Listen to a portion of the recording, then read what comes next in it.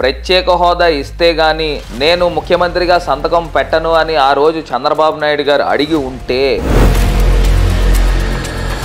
ఇప్పుడు ఆయన ఏం చేశాడంటే భజన కొట్టించుకోవడానికి కొంతమంది మహిళలు నాకు తెలిసి మోర్ దాన్ 100 crores ఖర్చు పెట్టారు. ఈ గడిచిన 5 సంవత్సరాల్లో జగన్మోహన్ రెడ్డి గారు ఏమైనా పీకారు అని అంటే ప్రజావేదికని పీకారు, టీడీపీ నాయకులు కట్టుకున్నటువంటి ఆస్తులని కొల్లగొట్టారు, లేకపోతే జనాలు కట్టుకున్న ఇల్లుని ధ్వంసం చేశారు తప్పితే ఏం పీకారు అని అంటారు. అబ్సల్యూట్లీ రాంగ్ అండి. అగైన్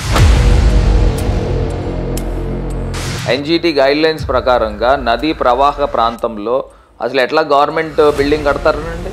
ఆ మాత్రం జ్ఞానం ఉండదా? పోరాటం పెత్తందారులకి పేదలకు మధ్యలో జరుగుతుంది అని అంటున్నారు. జగన్మోహన్ రెడ్డి పేదోడు ఎట్లా అవుతాడండి?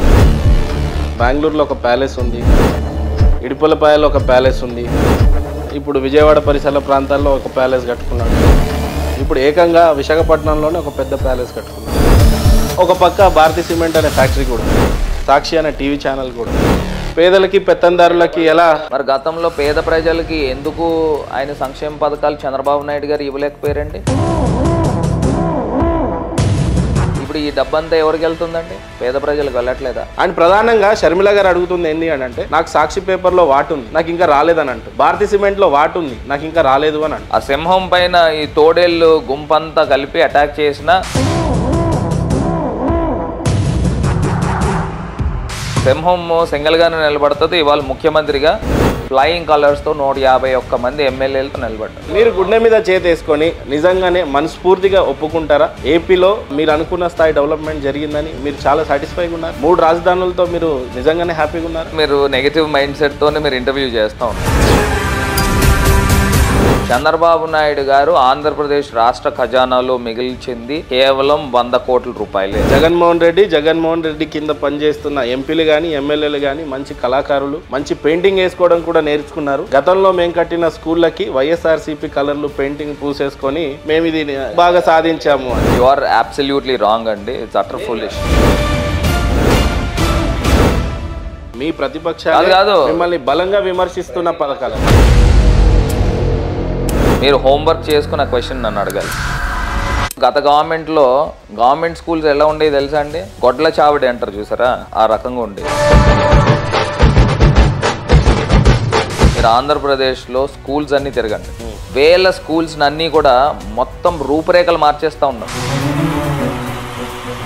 మేము రచ్చబండ కార్యక్రమం చేస్తాం. చెట్టు కింద కూర్చొని నా దగ్గరికి చాలా మంది హండ్రెడ్స్ ఆఫ్ పీపుల్ పేరెంట్స్ వచ్చి మాకు ఫలానా గవర్నమెంట్ స్కూల్లో సీట్ ఇప్పించండి అని నన్ను అడుగుతాం. ఇప్పుడు రాజమండ్రి సిటీలో మీరు ఇందాక మాట్లాడినట్లు చాలా డెవలప్మెంట్ జరిగిందని కొన్ని ప్రాంతాల పేరు, కొన్ని ప్లేసెస్ పేరు చెప్పారు. కానీ ఈ క్రెడిట్ ఎవరు అకౌంట్లో వేయాలి?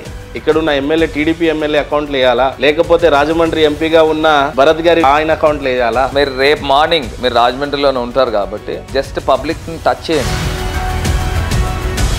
టచ్ చేస్తే వచ్చే పదం ఎవరిదనేది మీకు తెలుసు. టీడీపీ జనసేన అంటే ఖచ్చితంగా హిట్ కాంబినేషన్. ఈ పార్టీకి వైఎస్ఆర్సీపీ ఖచ్చితంగా అలర్ట్ కావాలి. మేకపోతే గంభీరంతో టార్గెట్ 175 అంటే 175 అంటున్నారు. వై నాట్ కుప్పం అంటున్నారు, వాళ్ళేమో వై నాట్ పులివెందుల అంటున్నారు. ఎలా ఎదుర్కొంటారు ఈ రెండు పార్టీ? కాకపోతే మీరు ఈ మధ్య సిద్ధం సభలు చూసినారా? వాళ్ళేమో ఇంటికి పోవడానికి సిద్ధం అంటున్నారు. రానున్న రోజుల్లో టీడీపీ ప్రభుత్వం ఖచ్చితంగా ఏర్పడుతుంది అని చెప్పేసి గట్టిగా సబదాలు చేసి మాట్లాడుతున్న నారా లోకేష్ గారు ఒక రెడ్ బుక్ మెయింటైన్ చేస్తారు. ఆ రెడ్ బుక్ డైరీలో మీ పేరు కూడా ఉంటుందంటారు? పెట్టుకుంటే పెట్టుకునే సరదా పడితే పెట్టుకోమని. చంద్రబాబు నాయుడు అరెస్ట్ ఆయనకు మైనస్ అవుతుందో ప్లస్ అవుతుందో కానీ, జగన్మోహన్ రెడ్డి కొంతకాలం అరెస్ట్ అయ్యారు కాబట్టి కక్షపూరితంగా అరెస్ట్ చేశాడు తప్పితే కానీ ఏది ప్రూవ్ కాలేదు అని అన్నారు. నేను ఛాలెంజ్ చేసి చెప్తున్నా,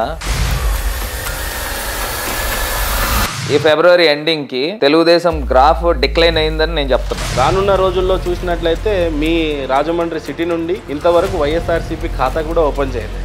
ఏ రకంగా ఎదుర్కొంటారు రాజమండ్రిలో ఇప్పుడు దాకా జరగని డెవలప్మెంట్ మేము చేసాం. గర్వంగా చెప్తున్నాం, 2 సంవత్సరాల్లో చేసాం. వాళ్ళు రాజమండ్రిలో అభివృద్ధి జరిగితే మాకు ఓటేయండి, అభివృద్ధి జరగలేదని మీరు భావిస్తే ఓటు వేయద్దని కూడా చెప్తాను. మీ ఇంట్లో మంచి జరిగి ఉంటే మీ బిడ్డకు తోడుగా మీరే నిలబండి, మీ బిడ్డకు సైనికులుగా మీరే కదలండి.